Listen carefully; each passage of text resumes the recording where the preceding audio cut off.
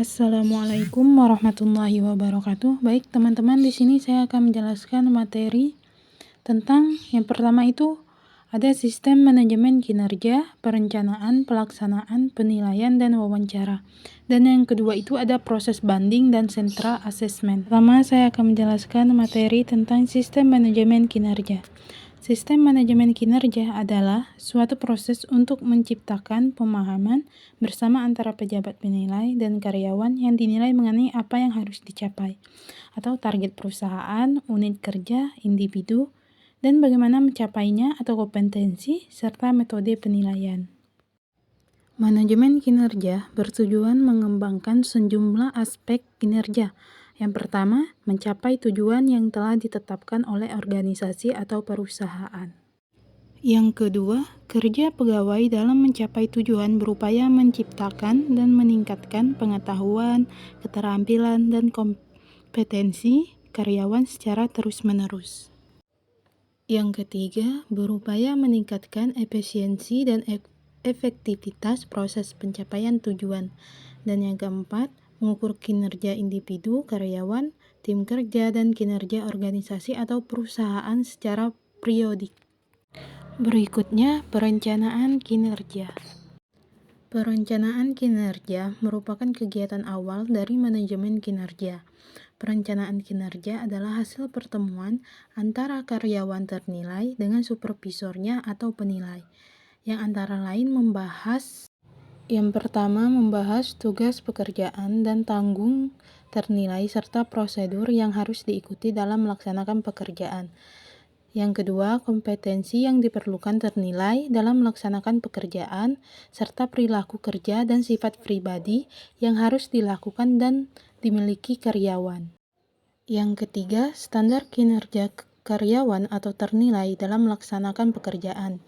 Yang keempat, menentukan cara kerja karyawan dalam mencapai kinerja. Dan yang kelima, penilai dan ternilai harus memahami teknik pengukuran kinerja. Dan yang keenam, karyawan ternilai dan penilai juga harus memahami visi, misi, dan tujuan atau sasaran kinerja. Selanjutnya, pelaksanaan kinerja. Pelaksanaan pekerjaan menjadi tanggung jawab bersama antara karyawan dengan manajer. Karyawan dan manajer masing-masing mempunyai tanggung jawab dalam melaksanakan pekerjaan untuk mencapai kinerja yang sudah ditetapkan dan disepakati bersama. Adapun karyawan mempunyai tanggung jawab yang pertama, komitmen dalam pencapaian tujuan. Yang kedua, meminta feedback dan pelatihan kerja. Yang ketiga, berkomunikasi secara terbuka dan teratur dengan manajer. Yang keempat, mengumpulkan dan berbagi data pekerjaan. Yang kelima, mempersiapkan telaah kerja. Manajer penilai juga mempunyai sebuah tanggung jawab.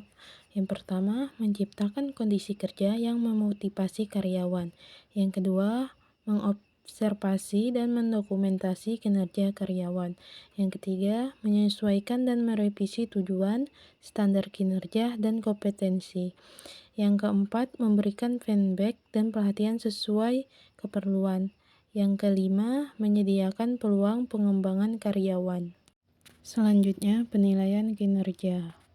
Penilaian kinerja dilakukan secara formatif dan sumatif. Yang pertama, penilaian formatif. Penilaian formatif adalah penilaian kinerja ketika para karyawan sedang melakukan tugasnya. Penilaian formatif ini bertujuan untuk melihat kemungkinan terjadinya ketimpangan antara kinerja karyawan dibandingkan dengan standar kinerja dalam waktu tertentu. Selanjutnya, penilaian sumatif. Penilaian sumatif adalah penilaian yang dilakukan pada akhir periode penilaian. Dalam penilaian ini, manajer penilai membandingkan kinerja akhir karyawan dengan standar kinerja yang sudah disepakati dan ditetapkan. Hasil penilaian berupa kinerja akhir itu selanjutnya oleh manajer dibahas bersama dengan karyawan yang bersangkutan. Selanjutnya, wawancara evaluasi kinerja. Yang pertama itu ada tujuan. Wawancara dalam evaluasi kinerja perlu sekali dilakukan karena ada tujuan yang sangat penting. Yang pertama, untuk mengetahui dan menggali lebih jauh tentang sebab-sebab kelemahan kinerja karyawan, sehingga dapat dicarikan solusi untuk memperbaiki kinerja pada tahun kerja berikutnya. Tujuan yang kedua, wawancara juga dilakukan untuk menyusun dan menyepakati target kinerja tahun kerja yang baru yang akan dimulai setelah berakhirnya tahun kerja yang berjalan. Ini penting sekali dilakukan karena seorang manajer atau atasan karyawan dalam sistem manajemen kinerja berkewajiban untuk membantu karyawan dalam menyusun dan menyepakati rencana kinerja yang akan dilaksanakan. Yang kedua, keterampilan dan pengetahuan penilai. Seorang pejabat penilai yang melaksanakan wawancara hasil kinerja karyawan dituntut untuk memiliki keterampilan teknis wawancara yang baik sehingga dia bisa melakukan penilaian yang objektif terhadap kinerja karyawan yang ada dalam pembinaannya. Di antara keterampilan khusus yang harus dimiliki diantaranya yang pertama, memahami sistem evaluasi kinerja. Yang kedua, memahami kepemimpinan. Yang ketiga, memahami keterampilan wawancara seperti mendengarkan, berkomunikasi, dan kecerdasan emosional. Dan yang keempat, kecerdasan sosial. Yang ketiga itu ada proses wawancara, evaluasi kinerja perlu dirancang dan dengan penuh kehati-hatian. Karena kalau kurang hati-hati, menangani bisa menimbulkan konflik antara penilai dengan ternilai. Terutama apabila ternilai mendapat nilai yang kurang baik, padahal ia sudah merasa bekerja dengan sebaik-baiknya.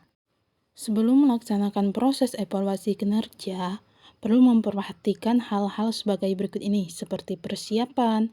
Proses wawancara perlu dipersiapkan dengan cermat, terjadwal, dan dengan agenda yang jelas, serta dilakukan di ruangan yang nyaman dan tenang. Yang kedua, menyampaikan hasil evaluasi kinerja.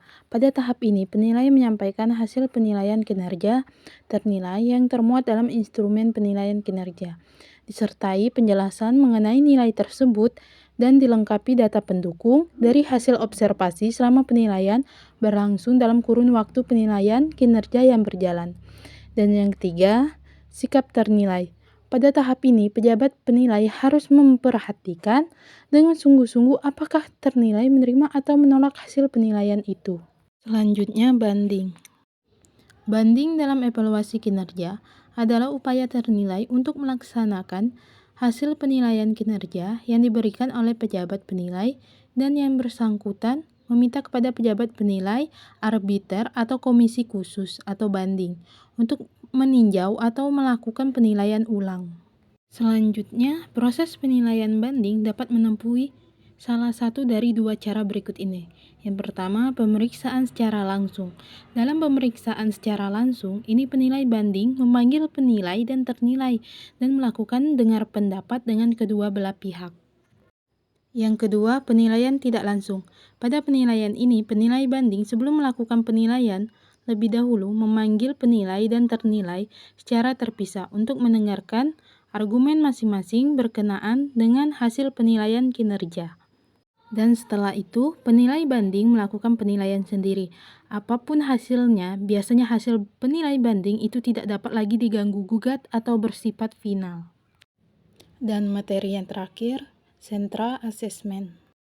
Sentra assessment adalah suatu proses, bukan suatu tempat atau unit organisasi, di mana karyawan ternilai dievaluasi oleh penilai ketika ia mengikuti suatu seri situasi yang menyerupai suatu altar pekerjaan yang sesungguhnya dengan menggunakan metode tertentu.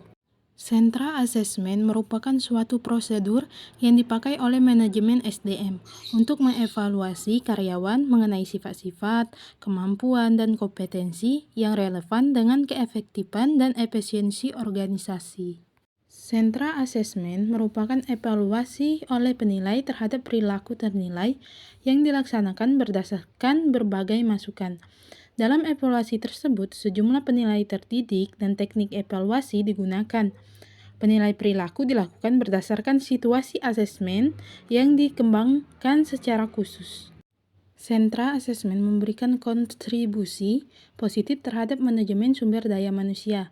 Hampir semua fungsi manajemen sumber daya manusia dapat memanfaatkan sentra assessment untuk memperoleh dan mengembangkan SDM yang unggul untuk mencapai tujuan organisasi.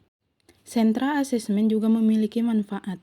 Yang pertama itu ada untuk keperluan rekrutmen, yang kedua untuk keperluan seleksi jabatan, yang ketiga untuk keperluan promosi dan transfer, yang keempat untuk keperluan pengembangan SDM, yang kelima untuk keperluan pengembangan organisasi, dan yang keenam untuk keperluan perencanaan SDM.